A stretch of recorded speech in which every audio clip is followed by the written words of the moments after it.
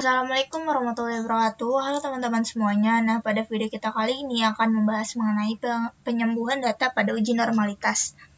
Nah, terdapat 3 faktor yang mengidentifikasi data tidak normal. Yang pertama, terdapat data ekstrim atau data yang melebihi nilai maksimum. Yang kedua, terdapat data yang bertumpuk. Dan yang ketiga, nilai mendekati 0. Nah, di sini sudah tersaji datanya. Pertama, kita akan memunculkan nilai residualnya. Regression linear, kemudian dependent sebagai Y, dan X1, X3. Kita klik save, kita centang unstandardized, continue dan OK. Nah, di sini kita munculkan, di sini udah tersaji nilai residualnya. Kemudian kita melakukan uji normalitas, legacy dialog, one sample QS, unstandardized, pindahkan ke tes variabel OK. Di sini kita ketahui bahwa outputnya itu di bawah daripada 5%, artinya data tersebut tidak normal. Nah, selanjutnya kita ingin melihat dulu grafik histogram dari masing-masing variabel. Kita munculkan semuanya. Nah, di sini sudah muncul grafik histogram dari tiap masing-masing variabel. Kita lihat bahwa grafiknya ini lebih condong ke sini ya. Ini maaf tulisannya agak sedikit buram. Ini yaitu moderate positive skewness. Lebih ke condong ke kiri. Dan untuk variabel X1 juga sama ya, lebih ke kiri. Berarti ke moderate juga seperti yang Y. Begitupun juga X2 dan X3. Maka dapat disimpulkan bahwa variabel 4 ini lebih ke moderate positive skewness. Nah, untuk bentuk grafik moderate ini kita mentransformasi datanya menggunakan rumus SQRT. Kita transform dulu datanya ke compute variable. Kita ketik SQRT Y, karena kita akan kita cari di function group all SQ.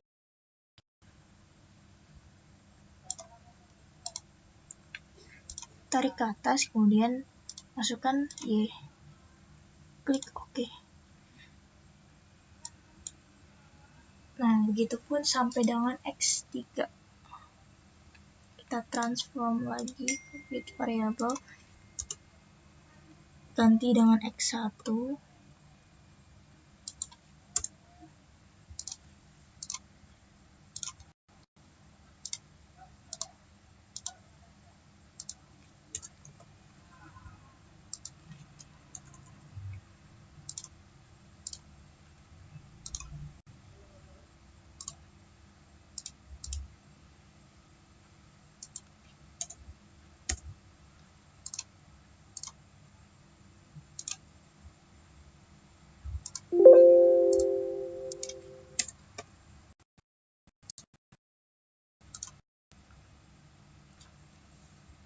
Nah, di sini sudah kita transform semua datanya. Selanjutnya kita munculkan residual SQRT-nya.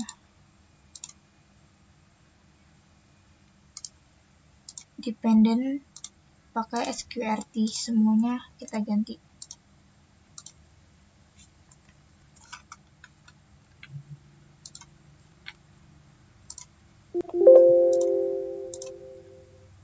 Checklist unstandardized-nya, continue dan OK. Nah, residual 2-nya sudah ada. Kemudian kita lakukan uji normalitas. Parametrik legacy dialog, one sample QS. Ini unstandardized-nya kita ganti ke unstandardized yang SQRT tadi. Klik OK. Nah, kita lihat outputnya sekarang. Nah, di sini sudah berubah ya outputnya karena sudah kita transform tadi memakai SQRT. Jadi 0,093 atau 9,3% ya, artinya di bawah 5%. Nah, data ini tuh sudah normal. Seperti itu. Setelah itu kita akan melakukan penyembuhan data pada uji multikoloneritas. Nah, untuk faktor yang mengidentifikasikan gejala multikolonial dalam model regresi ini yaitu suatu keadaan di mana data menunjukkan kolerasi linear yang perfect di antara variabel penjelas yang dimasukkan ke dalam model regresi.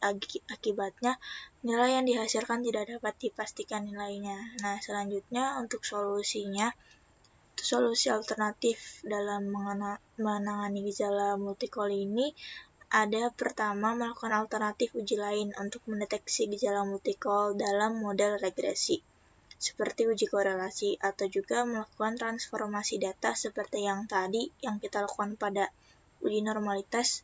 Kemudian yang ketiga, mengeluarkan variabel yang berkorelasi tinggi. Yang keempat, melakukan outlier terhadap data ekstrim, atau jika diperlukan maka boleh menambah sampel baru supaya sebaran data menjadi lebih variasi. Nah, untuk yang pertama kita lakukan uji multikol dulu dengan cara analyze, kemudian regression linear, dependennya income, earns, dan yang lain-lain masuk ke independen. Kemudian klik statistik, kita centang colinearity diagnosisnya continue, kemudian ke plots, seleksi pindahkan ke Y, dan GPRID-nya ke X, continue, dan klik save untuk men-checklist residual unstandardized-nya, continue, dan kita option nggak usah, kita klik OK. Nah, di sini sudah keluar outputnya. Kita lihat pada tabel colinearity statistik pada tolerance dan FIF.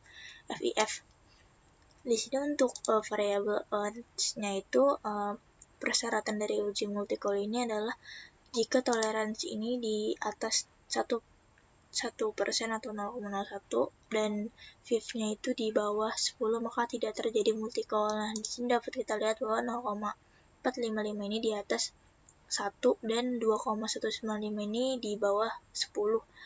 Selanjutnya untuk volt-nya ini juga sama, dia di atas 1%, 0,505, kemudian FIF-nya ini kurang dari 10. Nah, pada EXP ini dia sama ya, jadi 1% juga 0,1, dan tapi FIF-nya ini di atas 10, 10,007.